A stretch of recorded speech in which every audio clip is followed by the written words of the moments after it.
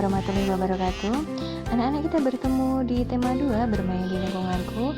Untuk subtema 1 bermain di lingkungan rumah, pembelajaran ketiga.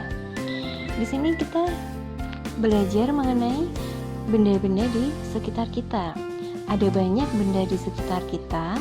Setiap benda mempunyai sifat yang berbeda dengan benda lainnya. Ada yang halus, kasar, basah, dan lain sebagainya. Contoh benda yang kasar antara lain batu, pasir, dan kulit pohon. Sedangkan untuk contoh benda yang basah adalah air. Benda yang memiliki permukaan halus antara lain kapas, bulu, dan kertas. Tentunya masih banyak sifat-sifat lain dari benda-benda di sekitar kita. Bentuk benda juga beragam, ada yang bentuknya tetap, ada juga yang berubah. Bentuk pensil dan kertas akan selalu tetap, walaupun telah dipindahkan ke tempat yang berbeda. Jadi amatilah benda-benda di sekitar kalian. Ada banyak benda di sekitar kita ya. Setiap benda itu mempunyai sifat yang berbeda, ada yang halus, ada yang kasar, ada yang basah, dan lain sebagainya.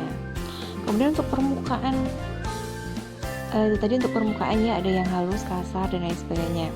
Nah, di sini juga ada sedangkan air di dalam gelas jika dipindahkan ke botol, bentuknya akan berubah menyerupai botol. Jadi setelah permukaan kalian tahu tadi untuk macamnya ada yang halus, kasar, basah, dan sekarang selain itu juga bentuknya pun beragam. Ada bentuk yang tetap, ada yang berubah. Ya, kalau air berubah karena menyesuaikan dengan tempatnya. Setiap kata memiliki makna atau arti. Kita akan belajar beberapa makna atau arti sebuah kata yang ada dalam teks bacaan tadi. Jadi ada beberapa makna atau arti dari sebuah kata yang ada dalam bacaan tadi. Ini ada kata halus misalnya. Di sini mempunyai arti halus itu berarti licin, lembut, atau tidak kasar. Jadi permukaan yang halus tadi ya, licin, lembut, atau tidak kasar. Kemudian kalau kasar, di sini juga mempunyai arti. Kalau kasar itu ketat atau tidak halus. Jadi kebalikannya dari halus tadi.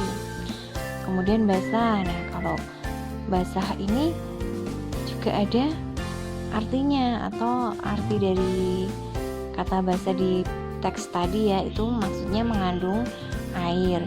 Yang dicontohkan adalah tadi air ya yang basah.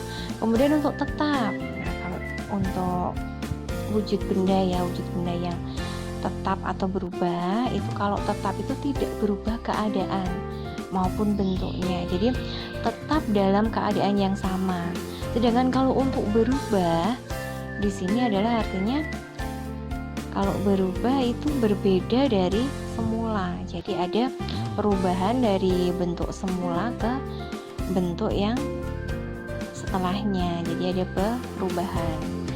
Itu adalah arti dari beberapa kata dari teks yang pertama tadi. Kemudian kertas, batu, piring, dan gelas adalah benda padat. Benda padat walaupun dipindahkan tempat, bentuknya selalu sama dan tidak berubah. Itu ciri dari benda padat, jadi tidak berubah. Kalau untuk air tadi berubah karena menyesuaikan tempatnya. Ya, kemudian kita belajar di sini ada dua gambar ya, ada kapal yang pertama dan kedua. Jumlahnya sama. Untuk kapal biru ada 3, untuk kapal merah pun juga sama, ada 3. Kita belajar untuk penjumlahan ulang. Di sini berarti 3 ditambah 3. Kita bisa tuliskan dalam bentuk perkalian karena penjumlahannya sama, angkanya sama.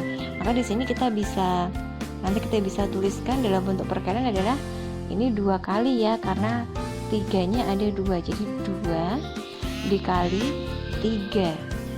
Jadi berapa hasilnya?